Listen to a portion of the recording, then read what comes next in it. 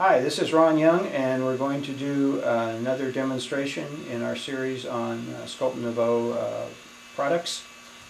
This one we're going to show right now is Vista. And Vista comes in a number of colors, and it's a combination patina. It's where you have an acid and a pigment, and they kind of work together. The nice thing about the Vistas is it gives you a kind of a marbleizing look. At first you get whatever the color is. This is a rust, and then as time goes on, maybe an hour and a half, you start getting greens coming in with whatever the color is. So it's a multi-patina, all in one. It is a cold patina. It will work on either bronze, brass, or copper, or iron or steel or aluminum. Now if it's bronze, brass, or copper, you're going to get the color plus the green.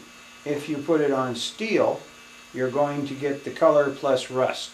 So some people like that. They like where they'll have a green patina with a little bit of rust coming through, or a red with a little bit of rust coming through, as opposed to bronze, brass, and copper, where you're going to get greens coming through whatever the color is.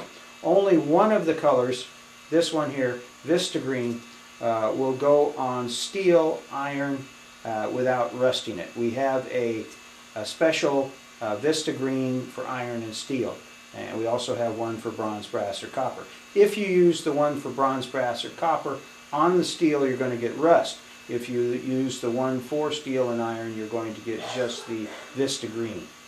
You could do it a number of ways. You could do it with a spray bottle, you could do it with a sponge, or you could do it with a brush. First we're going to apply the Vista rust onto the metal here, the steel. This is a cold rolled steel. One of the things you have to do when you have a pigment suspended in water or in an acid is make sure that you've got the pigment mixed well into the water or the acid.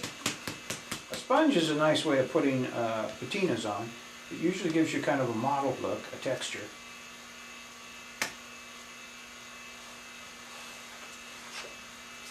This is a sea sponge, and I use sea sponges a lot. Now, another thing that you have to consider, or you have to take into consideration, is how fast the patina is going to dry onto the surface. The faster it dries onto the surface, the more you're going to see the color that it starts out to be, such as rust. The slower it dries, the more you're going to have some of the other color come in. In steel would be rust. In bronze, brass, and copper, you would have more greens the longer the patina stays liquid. So the faster it dries, the more you're going to have the color of the patina. The slower it dries, the more you're going to have greens coming into the patina.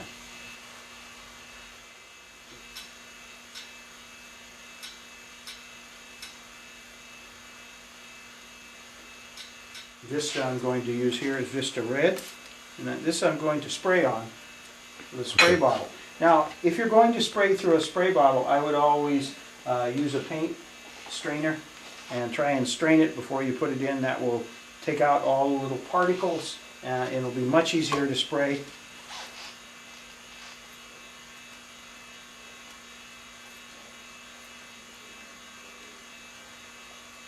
And I'll come back again with the takes about maybe 6 to 12 hours for the patina to really develop and bond to the surface. Because you have so much pigment in this particular patina, it takes a little bit longer to bond to the metal. On the second piece, we're going to start and do a liver base on it. A liver of sulfur. This is silicon bronze.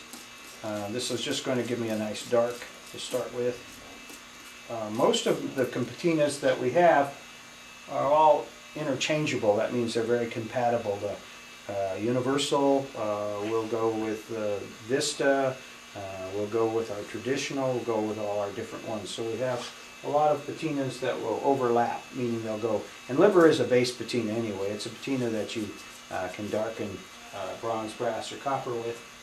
It's the most traditional patina that you probably would use. Now we're going to put it in and neutralize the chemical. On almost all base patinas, you're going to want to go in and neutralize the chemical. So this gives me some nice darks and lights.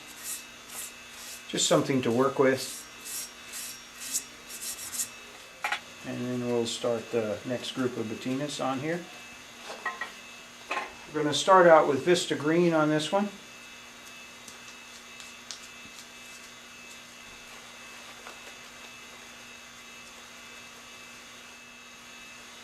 Okay.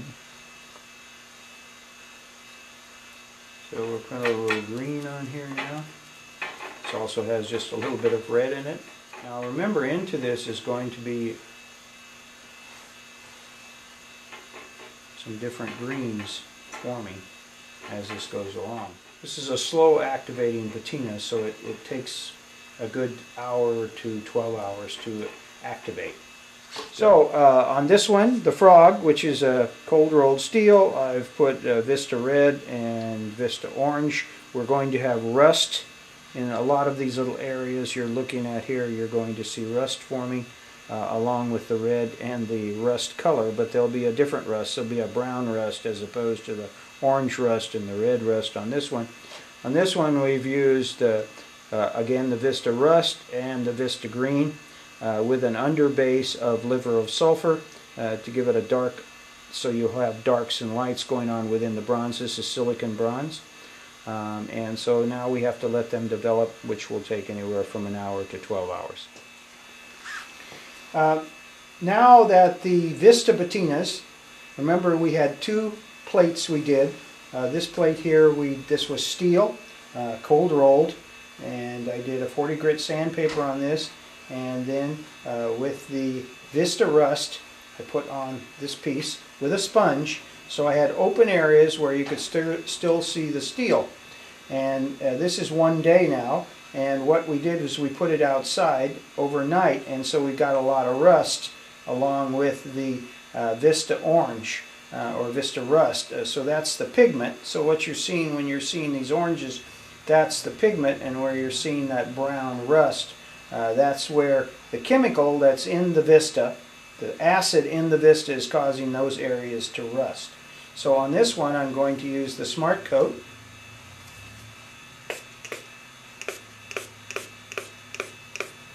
If you don't want as much rust as this one has, don't leave it outside. If you leave it inside, you're going to have more of the pigment, the rust pigment, as opposed to rust. So if you put it outside, you're going to get more rust on it with less pigment showing. If you leave it inside and you seal it quicker, let's say in 6 or 8 hours, you're going to have more of the pigment.